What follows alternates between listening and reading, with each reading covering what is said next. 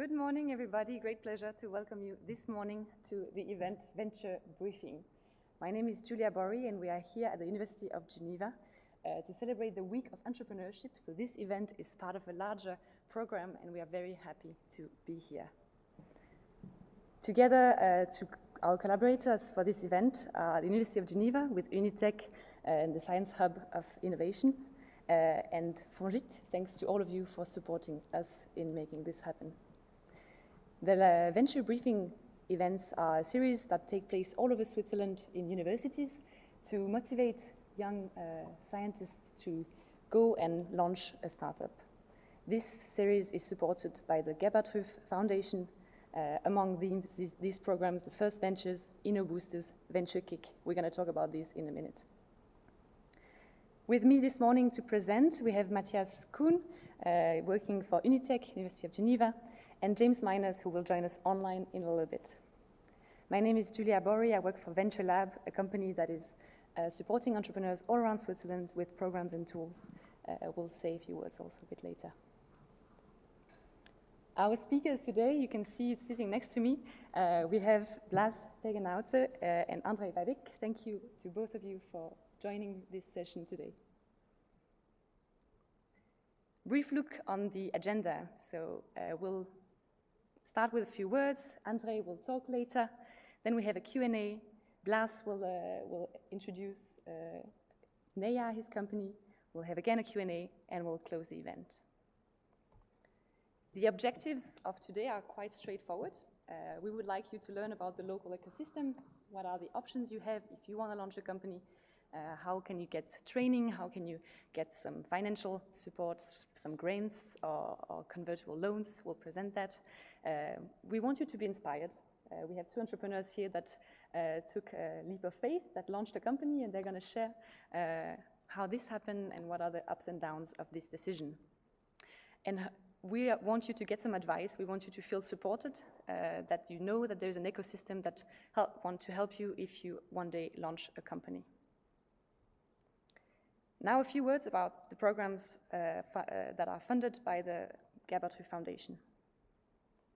First of all, Venture Kick. I think some of you have heard about it. The two entrepreneurs here with us today have participated and received some grants from this program.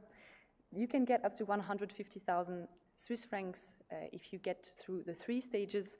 On top of the money, you get access to a lot of visibility and hands-on support. As mentioned, there are 3 kicks. So you have a first one, which is a grant of 10,000. Then you have 40K as a convertible loan and 100K if you pass the last stage, again, as a convertible loan. In between those stages, you get very hands-on and sometimes maybe hardcore training by Jordi Montserrat, founder of Venture Lab. And you learn how to have a very viable and solid business case. As soon as you reach this first stage, you get access to another program which is called InnoBooster, again from the Gebhard Rüff Foundation. InnoBoosters are up to 150,000 that you get on top of the Venture Kick funding. Another very important program for all students that are listening to us this morning is First Ventures. First Ventures is a program for all students that are joining from the University of Applied Sciences. Here in Geneva, many of you can benefit from up to 150,000 Swiss francs as a grant. So it is really money to support innovation here in Geneva, but also all around Switzerland. So if you're joining here online from another city, you can also apply. And you get also individually tailored coaching through this program, highly recommended for all our students at the University of Applied Sciences. You can join twice a year. I see that the next intake will not be November 15, but probably in 6 months. I'll invite you to go see on the website grsstiftung.ch. It goes in 3 stages. You get a first feedback once you apply online. Then you have a deeper feedback. They will invite you to send more detailed application. And finally, you will be invited for a pitch. I'm now happy to invite our partners to present some of the local programs here. And first of all, I would like to thank Unitech, the Science Innovation Hub in Fongit for also supporting entrepreneurs here in Geneva and for being part of this event. One quick word about the Science Innovation Hub that's been here for 18 months, supporting entrepreneurs in Geneva, the university, scientists, researchers that have an idea of a startup they want to launch. Through this hub, they get access to spaces, an infrastructure, some coaching, a large ecosystem that can help them. So I'm inviting any students and researchers that are in the domain to join that initiative. I would like now to invite Matthias Kuhn to join us here on stage to present Unitec. I think we have yes. Thank you, Matthias.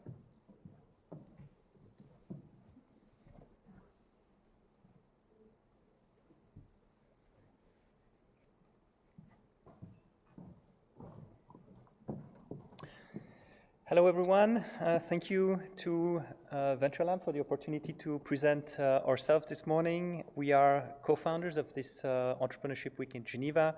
Very happy to host this session this year again.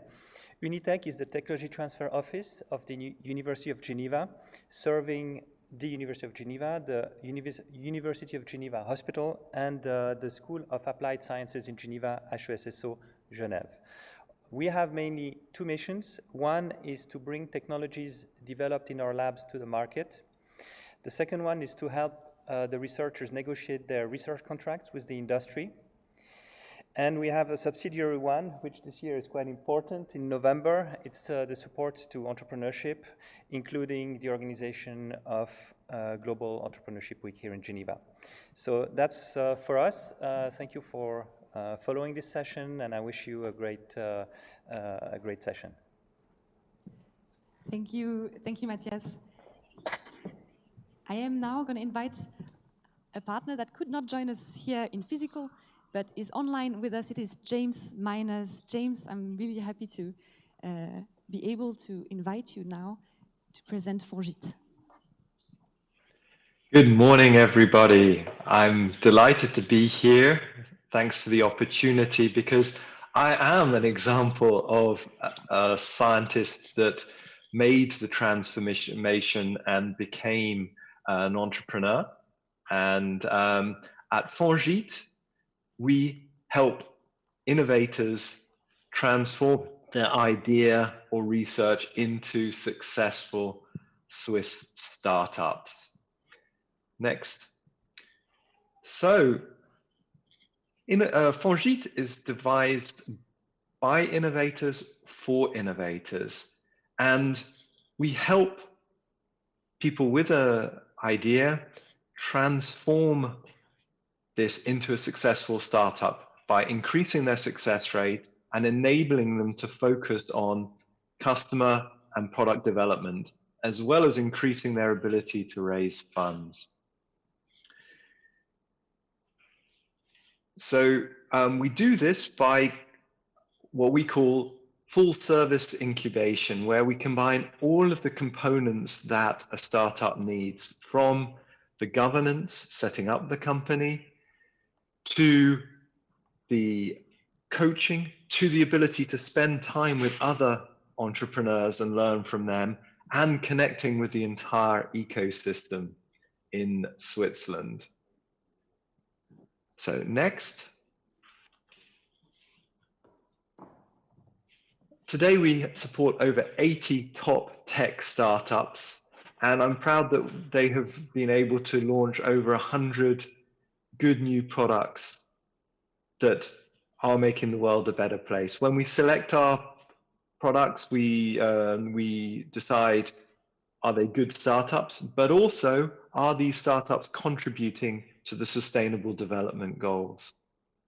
And you can see our startups are representing over 400 jobs and have raised over 300 million Swiss francs over the last years. So, why come to Fongit? Well, if you want to boost your success, avoid the classic mistakes, learn from the best, and grow faster, you're welcome to be here. An incubator is the center of startup life, and that's why all of the investors and the supporters also come to Fongit to discover the talent and the world-class startups that are there. So next, we welcome you to join our Innovation Nation. Thank you. Thank you very much, James. I am now going to invite our first speaker, and I'm very happy to invite now Andrei Babik. Thanks for joining us, co-founder of Adipos, a young medtech startup. You are alumni of the University of Geneva, and you're going to share with us today how you got there, how you became CEO from being a scientist to now having a company with quite a few employees and first rounds of seed money coming up soon, I heard, and looking forward to hearing the details. I'm inviting you to join me here.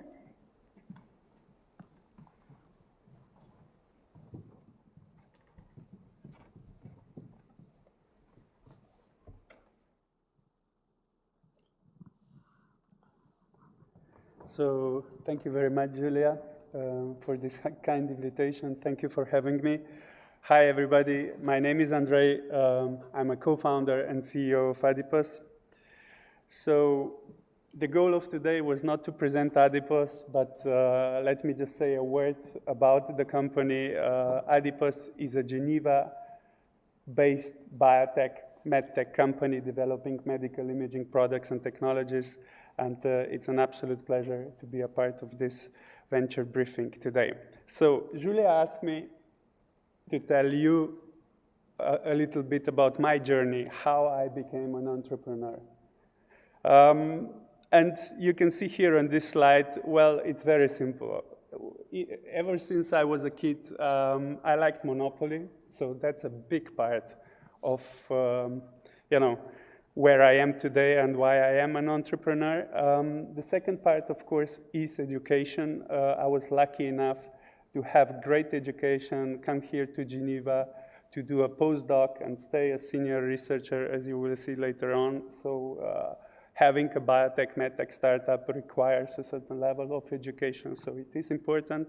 Thirdly, ideas. I'm a guy who has ideas which I hope have value. So yes, that is important. And last, but really not the least, Adipos develops a product that's a win-win-win product. So patients benefit, our customers, doctors benefit, the healthcare system benefit because the total cost is less, and of course, the startup benefits. So all that taken together is why I'm here today, talking to you why you should take the leap. And then just briefly about my journey into entrepreneurship. As I mentioned, I was working at the University of Geneva as a senior researcher, and you see, I got involved in a company called Elanostics. And for various reasons, it just didn't work out. And that's another thing. You have to be prepared to fail. And yes, that one did, unfortunately, as you see here. But fortunately for me, I was here in Switzerland. And the idea of Adipos was already brewing in my head. So I attended workshops by Venture Lab, organized by Venture Lab, called Biotech Business Creation Workshop, and then the AIT India. I joined with Julia going to India and coming back in Switzerland here. And then, yes, Adipos was supported by Venture Kick. We won stages 1, 2, and 3. And of course, I cannot forget support by Fondation Eclosion here in Canton of Genève, Fondation FIT, and Mesh Challenge Switzerland. So the ecosystem is here. If you want to start a company, everything is here to help you. So, and then brings me to CEO of Adipos. Yes, we are closing our seed financing round. The first patients will benefit from our product as early as next year. And yeah, to finish, you don't have to be great to start, but you need to start to be great. Thank you very much. That's all for me. Feel free to ask questions. Thanks. Thank you very much, André. You can join us back here. Very interesting. I have to say that I guess a few people online must wonder what Adipos does. So maybe if you can say in a sentence or two, how do your patients actually benefit from your product? So Adipos is developing a game-changing product for patients with chronic diseases and cancer, because we can detect a syndrome called body wasting syndrome or cachexia up to a year earlier, where patients do not lose weight and do not lose survival and quality of life. Thank you. That's splendid. And you created this yourself. So are you the CTO of the company as well? So I created Adipos with my co-founder, Justina Plewka. She's responsible for business, finance, and operations of the company. And right now, the core team is 4 people. We have a Chief Scientific Officer, Nathalie Stransky, and Chief Development Officer, Tien Duc Tran, joining the founder team. Fantastic. Just a reminder for everyone online, don't hesitate to use the chat, because I'm actually reading your comments here, so I can ask questions directly to André. André, another question we received: when did you decide actually to quit research to become an entrepreneur? So you were in the middle of studying or a postdoc, or did you end your studies first and then decided to join the entrepreneurship journey? So I was working as senior researcher at the University of Geneva, and somewhere during that period, I decided, when I got into contact with this ecosystem of startups, that this is just a better thing for me to do. I just enjoy it so much, and it's just, I really like it, and that's when I decided to take the leap. Fantastic. Now I would love you to share with us what would be your advice to convince a jury like the one at VentureKick. Why do you think they decided you should receive this 150,000? And sorry, adding on to that, did you get through the 3 stages of VentureKick? Yes. Awesome, congratulations on that. Thank you. I think it's very impressive, as exactly very few people go through the 3 stages. It's also a sign that a very promising product has been created. But now my question: how did you convince the jury? What did you think was? Okay, that's a tough one. You need a team, that's for sure. Every startup, everything is about the team. Can you execute on what you want to do? You need, because it's biotech, medtech, you need IP, so you need a patent or patents. You need to protect your idea. And you also need to show traction. During the VentureKick, it's not just money. It's about the process. It's about showing how you can progress your idea or your scientific discovery into a business. And I think this is what we demonstrated with Adipos. We went out, we talked to customers, we talked to doctors, and I think that convinced them. I got the question from Anna. How did you found your co-founder? Was that a friend?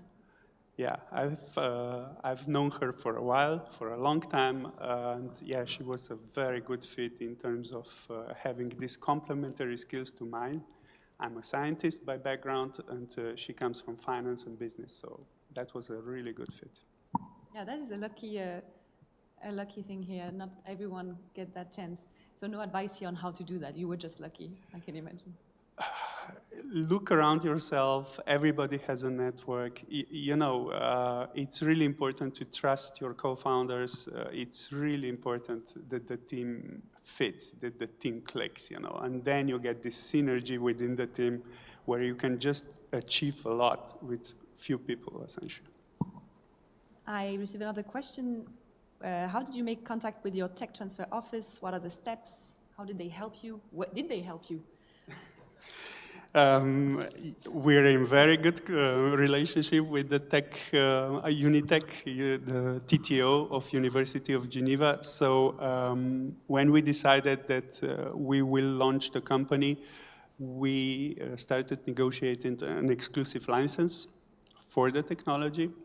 And yes, it's a process, it's a negotiation like everything, and we got to a win-win situation, I believe. So can I build onto that question? Yes, but Yeah, so how does it happen actually? You developed while you were at uni and then you get the right to use it and to exploit it, commercially speaking? Yes, I'm the co-inventor, one of the co-inventors of the first patent that Adipos has an exclusive license. And yes, I expressed the intention to open a company, and then we started to negotiate the terms and milestones and everything that's included in the license, exclusive license agreement between the university and Adipos. thank you, Andre. We have one last question from someone. How relevant do you think it is to have a co-founder? Would you rather get someone quickly because you don't want to be on your own, or do you want to wait for the perfect fit for the person who you want to build a company with? That depends, but I will put it like this. I think it's always easier to have somebody that is your co-founder. You know, it doesn't have to be a 50-50 split, but you need people around yourself. So take your time, think about who you would like to really trust and go for it, and then, yeah, do it. Thank you very much, Andre. We are going to move now to our next entrepreneur, Blas. I'm going to invite you to join me Thanks. on stage. But before, I'm just going to say also to Andre, stay with us because we're going to have an open discussion later on, and we'll be happy to have your opinion, of course, on different topics. Sure. But now we're going to switch topics. This is not medtech anymore. We are going into food tech now today with Neia, quite young company as well, but which is having a lot of attention at the moment from the media, and also just opened the service in Lausanne, where we are based at Venture Lab. So I'm extremely happy that that the service of food delivery, homemade by home chef, is available now in Lausanne. And I'm looking forward to hearing the story of Blas, how you became an entrepreneur and how you launched Neia. Thanks for joining.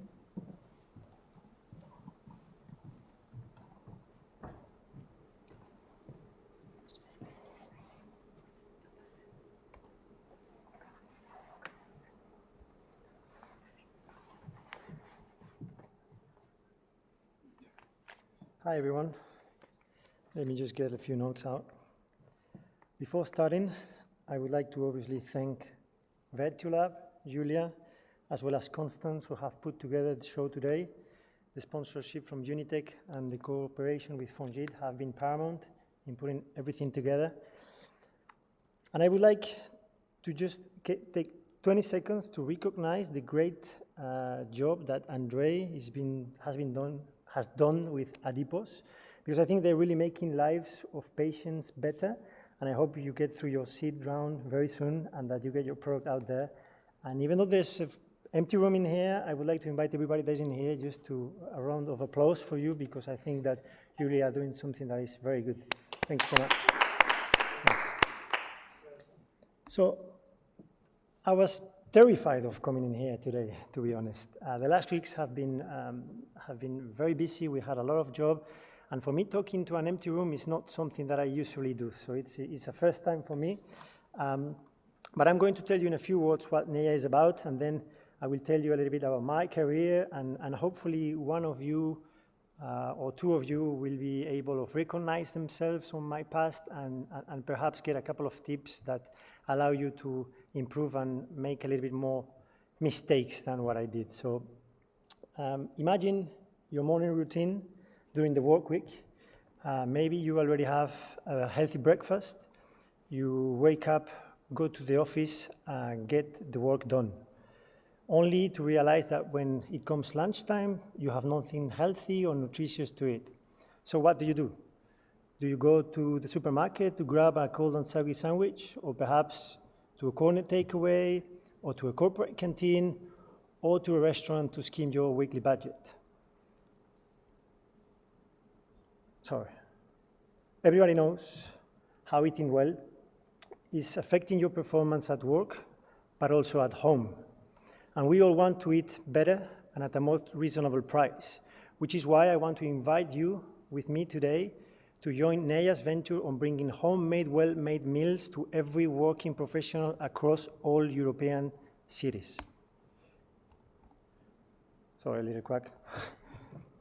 At NEIA, we are committed to the circular economy and a socially responsible approach because our community and ecosystem brings together eaters and home chefs.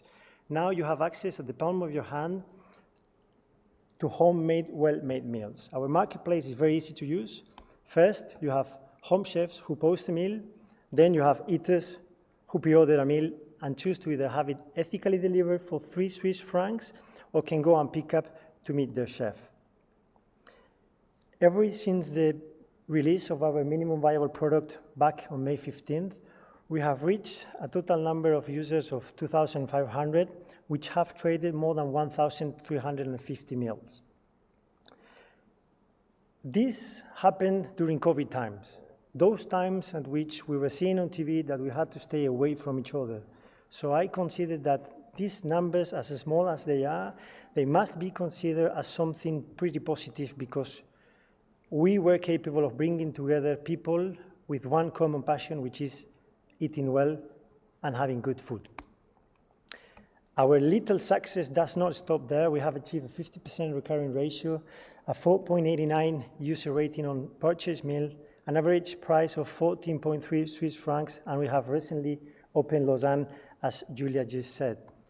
And we're extremely grateful to the support that we receive from the city of Geneva, from Fongit, from VentureLab, from InnoSwiss, from VentureKick, from the media, and to everybody that has spared a few minutes of their time on sharing our story on social media. But not everything is hard work at NEIA. We also try to have a little bit of fun. I want to share a few pictures of what being a startup like us means, because we work 10, 12, 14 hours, like probably Andre does, but we also try to make it fun because we engage with young people and we want to make them live something more than only a job. When you connect to this kind of event, you expect to see someone that tells you how to launch a startup, how to find co-founders, how to find money, and many other questions. And certainly these are very well responded online, very well responded on all the Swiss programs that are out there, Venture Labs, InnoSwiss, VentureKick, I already said it, Andre did it, we did some of them. But today I want to talk to you about something that is inert to myself and is probably what has made me be the person that I am today. And I hope that you, if you want to become an entrepreneur, you make of it your best friend. I don't know if anybody has any suggestion, but I hope perhaps not. Andre touched upon this before, and it's failure. Failure is one of the most important things that I've learned to embrace through my life as an entrepreneur. I have a past from a very loving family, but I've always decided since I was very young to have a different path. And whilst I was in school, I was learning what was taught to me through the books, but when I left and I went into the professional life, I discovered that there were no books for the, pardon my French, shitstorm that I was about to live. And the only way that I had to become a better professional was through failure and through learning from this failure. And when you are an entrepreneur, you really need to embrace that failure. You need to cherish it because we all want our lives and our professional careers to be a straight line, but the reality is that they're going to look more like that. So we're going to have a success, and then we're going to have a failure, and we're going to be down at the bottom. But then we need to pick us up, because we are the only ones that are going to be capable of doing it, and go back up and be capable of, from a failure, take a learning that will allow us to maintain a path towards being a better person and towards becoming a better version of yourself. Everyone's path is very different. So I'm going to share with you mine, but I'm pretty sure that you and everybody that is listening has a different one. I started working extremely early. When I was a kid, I used to run to the coffee place that was under my parents' flat to ask them to let me clean the coffee machine for a few pesetas back in Spain. At 15 years old, I started organizing events for the local nightclub, and I had the chance of having a mentor that back in the day showed me into business and into how all my energy could be canalized into doing something That was good. I thought it was good at the time, but then I was showing kids how to go to a nightclub, so I don't know if that's seen as good right now. At 18 years old, I created my first company. It was an events management company. I came from that industry. I was managing artists, and I was managing venues, nightclubs that were financially incapable of doing it themselves. I was getting artists that were incapable of talking out themselves in a good way, and I was making them go to places where they could perform and they could be treated equally and treated right. I then tried to go to university, so I didn't go at 18 years old. I tried to go at 21 years old to university, to the UK. At the same time, I was managing a cocktail bar and a restaurant because I had to finance myself, and I failed at university. I did first year without attendance, and I passed everything. Second year without attendance, I passed everything, but then third year, they wanted me to have an 80% attendance rate. And my tutor at the time, Barry Malik, sat me and told me that perhaps it was time for me to quit because my professional career was actually more developed than what a diploma at the day could give me. So I listened to his advice, and I'm extremely grateful to him. So if he ever sees his video, thank you, Barry. You make me do the right call. At 23 years old, I changed industry. I quit the hospitality. I quit the nightlife. It was being too expensive for my health, and I went into electronic cigarettes, which was a little bit better, but not very healthy. I introduced a Chinese company in Europe in a startup mode. Yes, they had funds, but we had to operate like a startup. At 25 years old, thanks to the success that we had with this Chinese company, I was imported by Julian Lacour-Gaillet, an ex-Philip Morris who founded one of the most breakthrough nicotine replacement therapies out there to create his commercial development. I was his first employee, and we developed together NextVap. At 28 years old, I failed to enter an MBA.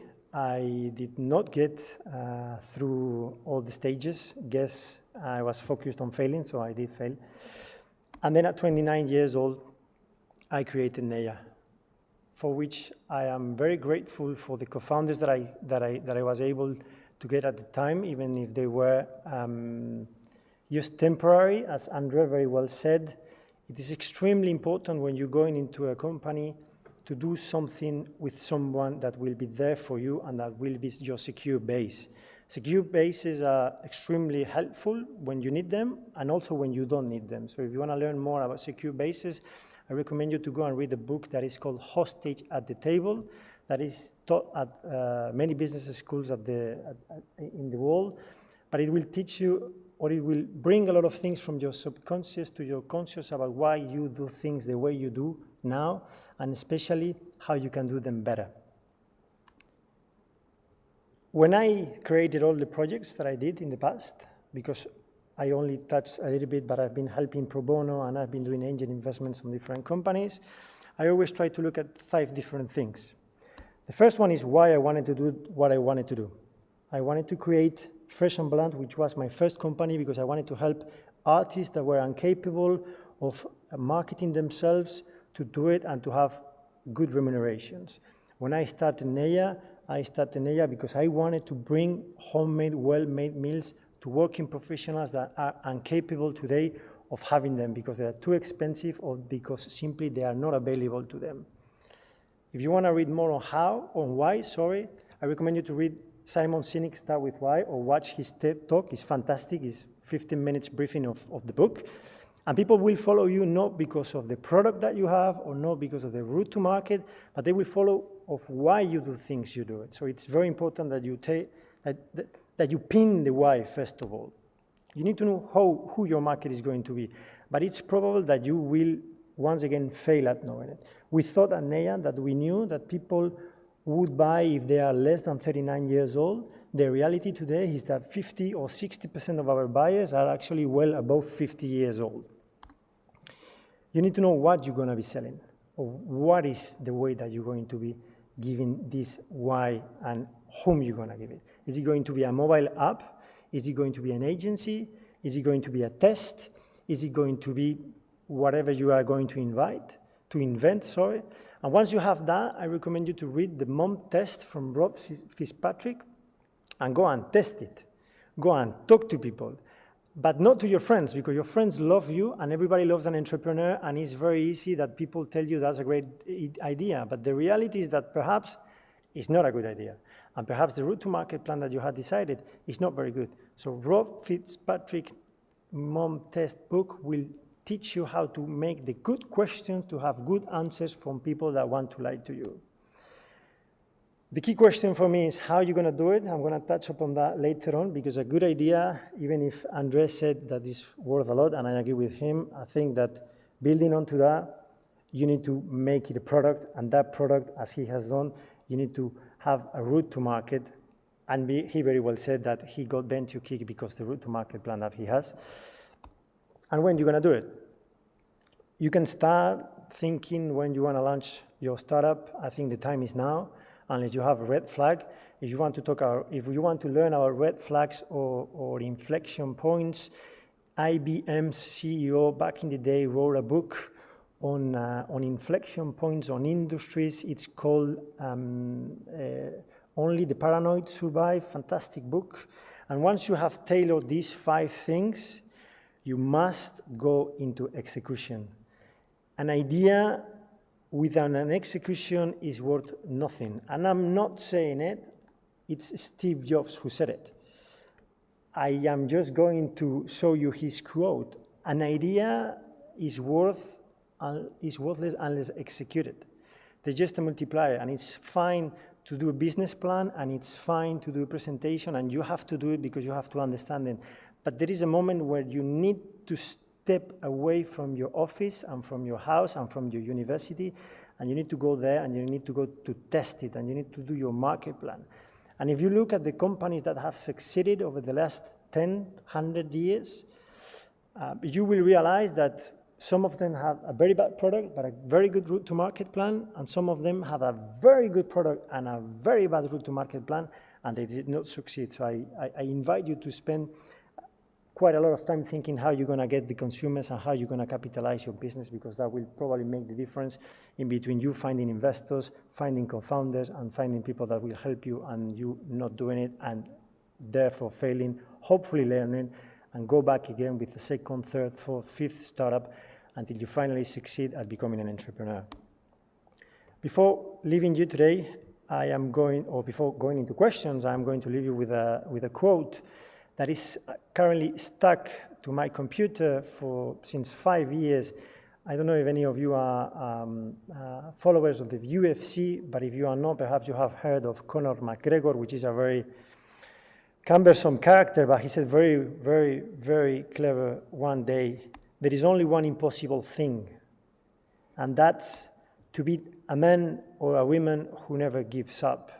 So if you are convinced about your idea and you are convinced about your route to market plan, go ahead, because you will find people in your way that will tell you that it's not good, and that they will tell you that you will never succeed. But if you truly do your will, you need to go and let the market prove to you that you are wrong. Thank you very much. I hope you enjoyed my talk. Don't hesitate to ask any questions right now through the chat.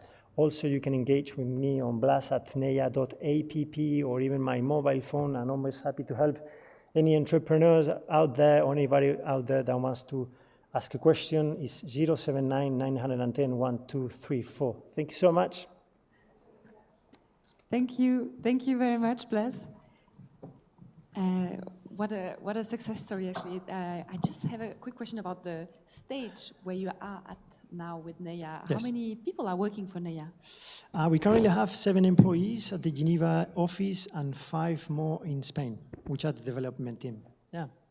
Okay. Yeah. So we've gone through 2 investment rounds, and now we just open our 3rd round, which I hope it will allow us to develop nationally in Switzerland.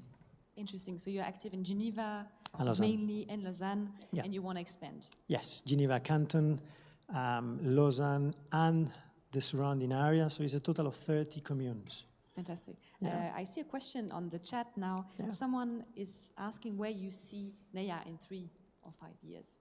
Great question. I hope in every single major European hub being used by thousands of professionals every single day, to have homemade, well-made meals that are nutritious and that are well priced. Thanks. Okay. How do you manage interactions with your customers on social media? Do you respond to everyone online? Yes, not me. I answer to some of them. The ones that contact me directly, I answer. If it's done through LinkedIn, I do answer them myself. Otherwise, we have a social media team with a community manager, which is Marie Pascal. She does a great job. She keeps on doing it, and she answers everyone. Yeah.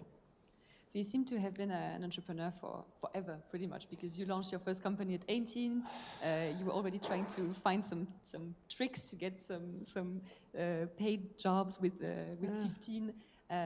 Where does that come from? Is that parents that are entrepreneurs, or is that in your blood in different ways?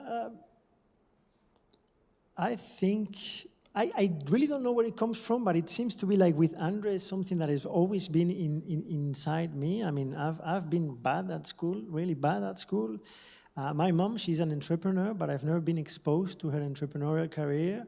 My dad, he used to be a politician, and I've, up until the age of 20 or so, been a little bit detached of my family because of my wrongdoing and not theirs. They've always been very supportive, but I was a very bad adolescent back in the day. You can imagine. But yeah. I'm going to ask the same question as I asked earlier to Andre. Any tips on how to convince the VentureKick jury? Because you received the first stage, first grant, and what was there? How did you manage to show them that? Was there already traction from there? Was there already a product that was working, or did you go there with an idea only? No, we went. It was a tough one for me because first to enter on VentureKick, you need to come out from a university. Is one of the requirements. Yeah. I am not.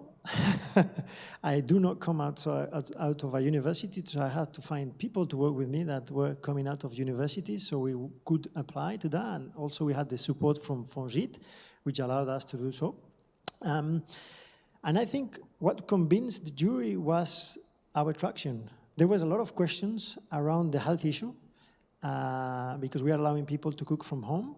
We currently have solved that. In case anybody's going to ask it on the chat, we are in contact with the health authorities in Geneva and in Lausanne, and we have the luck to have been capable of doing, of regularizing the situation. So everybody is now complying with the health authorities, and they are announced to SCAF. So I guess the traction is what made the difference, because our business is very much, it needs to have a lot of people to succeed. We earn very little out of each transaction. So if we don't achieve thousands, hundreds of thousands, millions of consumers, we are not attractive. So the fact that we showed that within the first 4 months, we had already 750 meals that were sold in COVID times where people want to stay away from each other. I think they took that pretty positive, yeah. And they gave us the first stage. I'm now preparing to present in February, fingers crossed, I'll do my best. But we fight, if I may say fight, is not fight, but we are in competition against great companies, great projects, a lot of tech, med tech, deep tech, fintech that are out there, and it is a tough project, but I hope we're going to be prepared in February and we're going to get through the next stage, yeah. I hope that as well for you, and thanks. Look forward. Another question regarding the decision to be based in Geneva. So you got some support from the state of Geneva, you mentioned, but it's also a question from you, Andre. Why did you decide to be here in the first place? So, I was based, and my founder was based here in Geneva at the beginning. And coming from University of Geneva, so it was a logical kind of extension to stay here because it's just the easiest, you know, in terms of you've got so much to do, so where will you go? And again, it comes from the support that we got. We got support from Canton of Geneva, and Fondation Eclosion, which is based here, which really supported us, from the beginning, and that's why we're still here. It all comes from the ecosystem. Adding on to the support, which is very important, for us it was a little bit of a strategic decision. Geneva has a reasonable size for launching a product like ours, which is a mass market product, I can say. And it is at the same time extremely multicultural, which means that there's expats from almost everywhere in the world, which allow us to examine and analyze who is using our marketplace, so we can then expand to different countries. So it's not as big as other European hubs. We don't need as much money to launch, even though the salaries are expensive. But it allows us to understand who uses our platform and where do we want to go next in Europe. Thank you. Would you recommend to young entrepreneurs starting right now, actually a more general question now, to become an entrepreneur? In a way, was there a bad surprise for you? You imagined becoming a CEO, and now that you're there, you're like, oh my God, this is very stressful. I don't sleep at night. Is that a decision you would recommend to the people listening to us now? You want to go first? I can go. Okay, so yeah, being a CEO of startup is a new experience for most people. And I think most of founders, co-founders will agree, you need to be prepared to work hard. On the execution, this was mentioned several times, success doesn't come on its own. Nobody gets lucky. You have to work for it. So if you're prepared to work for it, then yes, things come your way. Absolutely, I agree with that 100%. Actually, the harder I work, the luckier I get. The first time I had exposure to being a CEO, I was 18 years old. I was alone. God forbid, I did so many mistakes. I mean, it was a very tough time, but I liked every bit of it. It's just a personal choice. There's people that they prefer to be employees, but being an employee is not easier. I mean, you also need to have your boss and your colleagues, and everybody needs to be on the same page. So being a CEO, at the end of the day, I think it's just an etiquette. If you are the CEO of Philip Morris, yes, you are a CEO. We have startups, 4, 7, 10, 12, 20 people. You're just trying to keep everything together and to lead them and to cohesion the team, but we do not. I do not operate like a multinational CEO. If you come to our offices, we are all sitting together. Probably your office is exactly the same. I encourage every single person at NEA or all our investors to call me anytime and tell me what I'm doing wrong. You're probably doing the same thing. So we are one more in the company. Honestly speaking, I think we are one more. Yes, when bad things happen, we are the ones that need to be there and give our face to receive the kicks. But on every day-to-day basics, I think we're just one more. And yes, it's very stressful, obviously. We have work, I don't know how many hours, but... Many entrepreneurs I got to meet through our work at Venture Lab, so we help them from the moment where they have an idea to the moment where they raise funds and go internationally.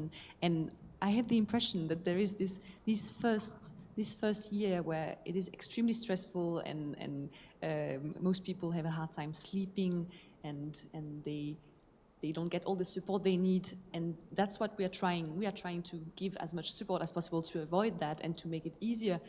But have we managed to do that for you? So was the support enough? If you wish to have Did you wish to have more support from either the State of Geneva or other institutions, and what kinds, or what were the hardest parts where you feel like you would have needed help? Honestly, Adipos was really fortunate to get so much support that we got. I really mean that. We got Venture Lab programs, we got Venture Kick support.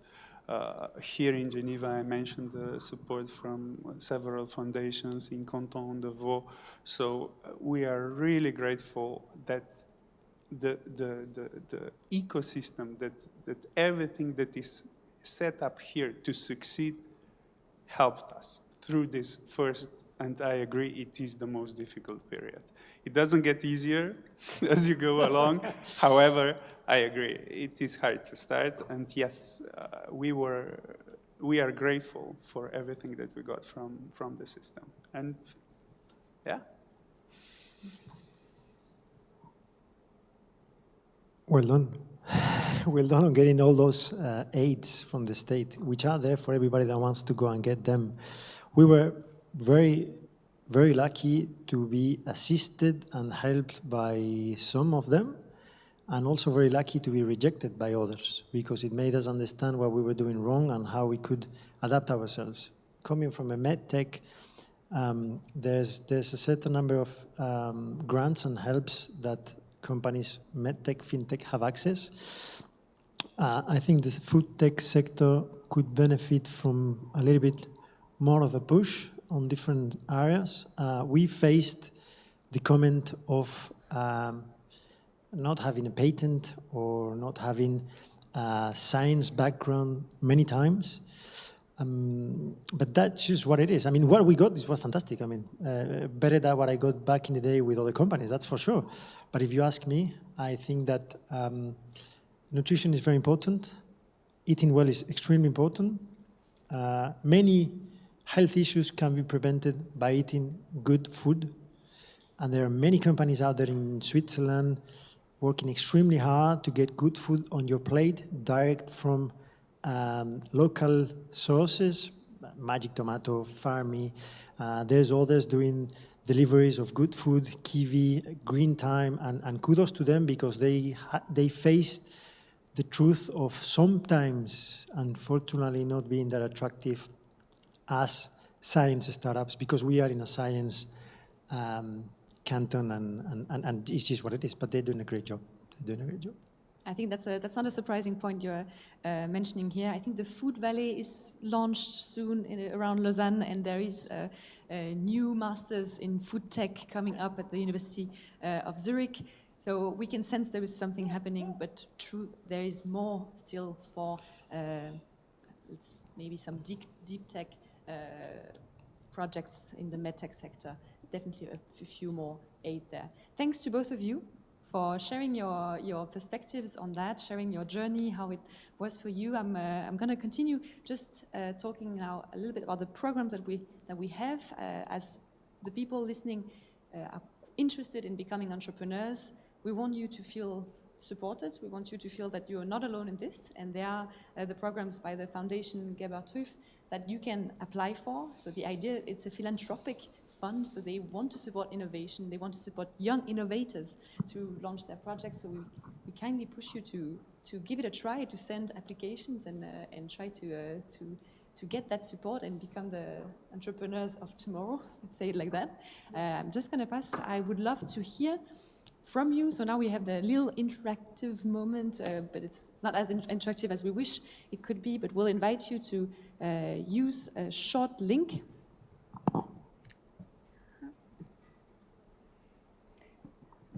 The link is bit.ly/venture briefing. The idea, you can use your phone, you can just take it out. We'll stay together now for a couple of minutes before the end of this event. This allows us to know what stage you are at. So if you have an idea, if you are quite sure of your idea, if you're a student at the university or student of applied science, and if you want to get the 150,000 Swiss francs from Venture Kick or from InnoBooster or First Ventures, for that, we need to know who you are, and to let us know who you are, just use that link. So bit.ly/venture briefing. Takes 1 minute to just click here and there to tell us what interests you the most, what projects is the one suiting your needs, and we'll make sure to get to you as quickly as possible with information and details about what's the next deadline, how can you benefit from these aids. So we're reaching slowly the end of this session. I would like to thank our two speakers, André and Blas. Thank you so much for sharing your ideas. There's like no crowd here to applause, but then I'm just gonna have to exactly. Yeah, we're just gonna have to applause ourselves. Thanks for Thank you, Julia. Thanks to you. I'm going to leave that link here for a bit. Please, just asking everyone to do it, even if you're unsure, because maybe in the doubt, who knows, in 6 months you have the best idea ever, and then you have the information to take advantage of this ecosystem. A big thank you to our partners for this event, Unitec, Science Innovation Hub, as well as the University of Geneva. You've been very helpful. Thanks to the Global Week of Entrepreneurship, am I pronouncing this right? For organizing this here. Thank you to Constance and Matthias Kuhn for supporting this and making this possible. I'm gonna stop here and wish you all a good day. For everyone that is watching us live, it's been a pleasure and very fun to be on stage today. I think. Thank you we're very done here. much. Goodbye.